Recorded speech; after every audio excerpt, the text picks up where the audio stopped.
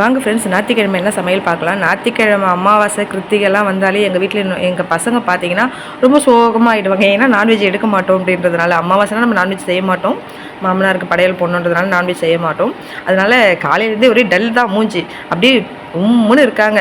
என்னம்மா சாம்பாரம்மா ஊன்னு புலம்பிட்டு இருக்காங்க. அதனால் ஒன்றும் பண்ண முடியாது இல்லைங்களா. அமாவாசைனா நம்ம சாம்பார் வாழைக்காய் வறுத்து தானே ஆகணும். சுட சுட சாதம் செஞ்சுட்டு முருங்கைக்காய் கத்திரிக்காய் சாம்பார் வச்சுட்டு வாழைக்காய் வறுத்துட்டு சரி நான்வெஜ் தான் எதுவும் இல்லை, வடை பாயசம் மாதிரி கொஞ்சம் செய்யலாம் அப்படின்னு சொல்லிட்டு மிளகு வடை செஞ்சாங்க. அவங்களுக்கு ரொம்ப பிடிக்கும் மிளகு வடைனா. மிளகு வடைலாம் கிறிஸ்பியாக சூப்பராக செஞ்சுருக்கேன். அப்புறம் அப்பளம் ரொம்ப ரொம்ப பிடிக்கும். அதனால் அப்புறமா வறுத்து வச்சுருக்கேன். இன்றைக்கி லஞ்ச் இவ்வளோ தாங்க. அமாவாசைனா எங்கள் வீட்டில் எல்லாம் அமாவாசை கும்பிட்ற எல்லார் வீட்லேயுமே பார்த்தீங்கன்னா வடை பாயசத்தோட சாப்பாடு செய்வாங்க.